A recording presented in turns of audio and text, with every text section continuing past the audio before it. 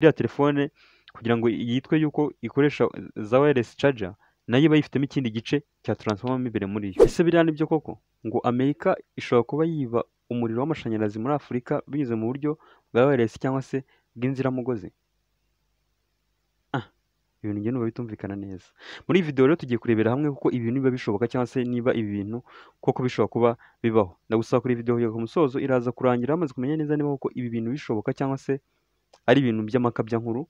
Niba ari ubwa mbere ugeze hano, kanda subscribe, nukunda iyi video uze ukanda like kandi ukore share ku bantu bose wifuza ko mwasangira ubumenyi, kandi wibuke gusiga comment. Muri comment ushobora kuduha igitekerezo, ushobora kubaza ikibazo cyangwa se ukatubwira n'ikindi cyose wifuza. Ikindi kintu nakwibutsa ni uko buri ku cyumweru dusigaye tugira icyo twita Sunday Meet, ni live nkora, ubundi ukajya uza ukabaza ikibazo live nkahita nyigusubiza direct, kubera ko ibibazo byane muri comment hari igihe bari byinshi cyane, bityo nkagorwa no kubisubiza. Niyo mpamvu biba byiza kuza kujoininga Sunday Meet, iba saa 9 ku cyumweru, mba ndi live, nkaba nagusubiza buri kibazo cyose wagiye wibaza, ushobora guhita ucyandika aho ngaho direct nkahita nyigusubiza live. Rero ndagutumiye nawe ntuzacikwe ku cyumweru, uzabe uhari. Reka turebere hamwe rero ibi bintu byacu uko bigiye bihagaze, cyangwa se ibyo twita wireless power. Wireless power transmission rero ni uburyo nyine gutwara umuriro ariko mu buryo bwa wireless cyangwa se butifashishije imigozi. Ariko abantu benshi bakunda gukwirakwiza inkuru z'uko ngo Amerika ishobora kuba yiba umuriro muri Afurika yifashishije ubu buryo bwa wireless. Ariko si uko ibintu birashoboka. Kugira ngo twumve neza niba bishoboka bino bintu, reka tubanze duhere ku cyo twita power transmission zihari cyangwa se power transmission zizwi kugeza kuri ubu ngubu. Hano iya mbere dufite niyo bita ni uburyo bwo gutwara umuriro twifashishije izo twita power line. Power line rero ni uburyo dusanzwe tuzi tunakoresha hano mu Rwanda bwo gufata nyine iyi miyoboro migari, amapironi acamo amatsinga tugashyiraho tukajyana, ni uburyo twita power line. Ubu ni bwo buryo bwa mbere. Uburyo bwa kabiri nibwo twita undersea cables.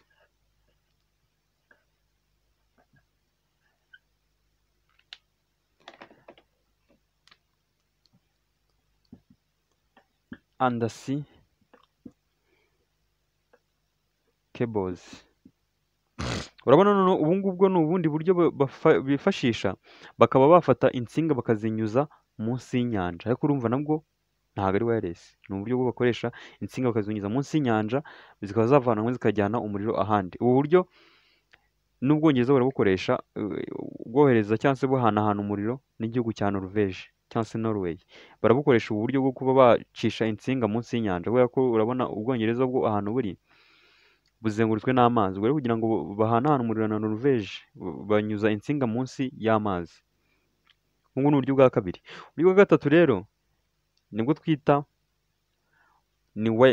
wireless cyangwa se space based. Dushobora kubwita space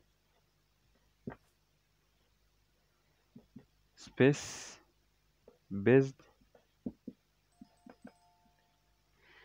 cyangwa tukabwita wireless. Ariko ubu buryo bwo burakemangwa, nicyo kintu hano nshobora kuba nakubwira. Ubu buryo nubwo twita space based cyangwa se wireless, ubu buryo ni ukuvuga ngo bashobora kwifashisha icyo twita laser. Laser ni ubwoko bw'urumuri ruba rukoze nyine mu buryo turwita laser. Akenshi tugendera ku ngufu rufite ndetse n'ingano rufite yarwo. Niyo mpamvu dushobora kubwita ngo urumuri ni laser, cyangwa se nyine tukaba twarushakira indi nyito bitewe n'ingufu zarwo. Ariko nicyo kintu tugendaho cyane cyane, ingufu zarwo nizo zituma turwita gutyo.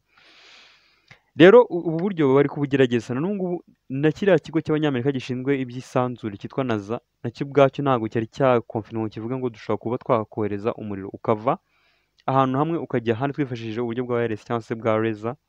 Nyine bashobora gukoresha laser cyangwa se bagakoresha ibyo twita microwaves. Kimwe muri ibyo bibiri ushobora kubyifashisha, ariko byose kugeza kuri ubu nta musaruro byari byatanga ngo bigaragare ko umuriro ushobora kuba wava ahantu hamwe ukajya ahandi mu buryo bw'inziramugozi cyangwa se bwa wireless.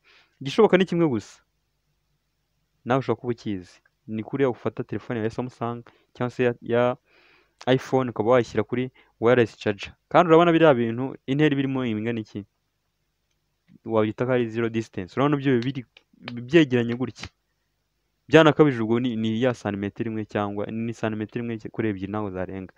Buriya nibwo buryo bwonyine bushoboka ubu ngubu, kandi buriya buryo buriya buroroshye. Buriya biri ukuntu biba bimeze, ni nko gufata transformer imwe ukayicamo ibice bibiri, kimwe kiba kiriho urutsinga rwa primaire, ikindi kiriho urutsinga rwa secondaire. Urumva nta yindi tekinoloji yindi irimo, noneho wabyegeranya ya transformer ikaba iruzuye, umuriro ukabasha kuba watambuka, kubera ko iyo ubyegeranyije hariya, icyo chargeur ikora yo iba ifite za magneti zivuka muri transformer bitewe n'umuriro ufite ama frequency uri muri primaire.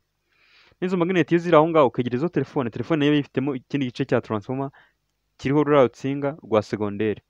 Rero icyo gice iyo cyakiriye za magneti zirimo ziravuka muri chargeur, urumva gihita gitangira gukora undi muriro muri telefone. Bivuze iriya telefone kugira ngo yitwe yuko ikoresha za wireless charger, nayo iba yifitemo ikindi gice cya transformer imbere muri yo.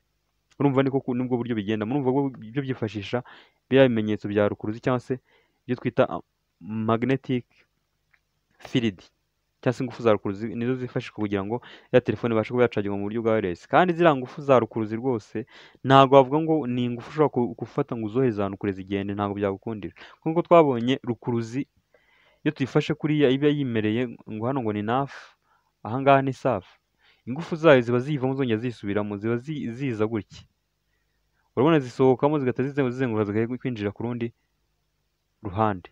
Rero urumva izi ngufu za rukuruzi zimereye gutya, kuzifata ukaba wazohereza ahantu kure byagorana ko zagenda ngo zigere ahantu kure we ubasha kuba wakifuza. Rero urumva ibi ngibi mu yandi magambo ni ibihuha.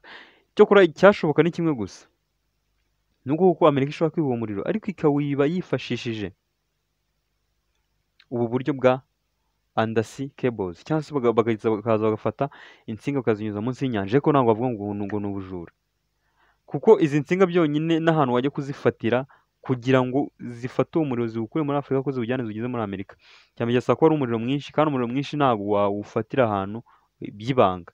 Byasaba byonyine bishobora kuba byasaba wenda kuba diringa wenda n'abayobozi baho ngaho bakavuga ati dukeneye umuriro gutya na gutya na gutya, ariko urumva ubwo ntabwo aba ari ubujura, kereka wenda ahubwo ari abayobozi babidirinze bakabikora ku giti cyabo batabyumvikanye n'abaturage babo, ariko byo byari ibintu bizwi yuko bikorwa kandi ibintu bigaragara ko ntabwo wajya gushyiraho linye nk'iyo ngiyo ifata umuriro ukawambutsa inyanja ngo uvuga ngo washyizeho mu ibanga, yabigaragara uko byagenda kose. Rero urumva aha ngaha nta banga ryaba ririmo.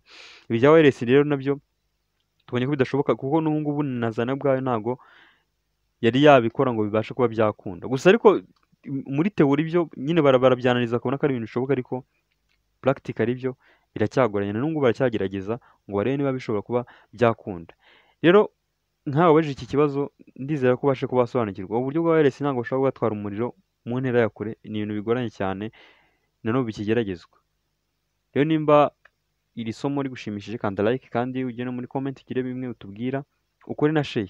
Niba utarakanda subscribe kandi ewana warakerewe, kanda subscribe, ubundi ninzashyiraho video ewana uzajya utuyibona uri mu ba mbere utangira kwiga nawe bigishyushye, kuko buriya amasomo ashyushye njya mbabwira niyo masomo ya mbere wiga agahita yinjira direct, ubundi duhuze ubutaha. Ciao.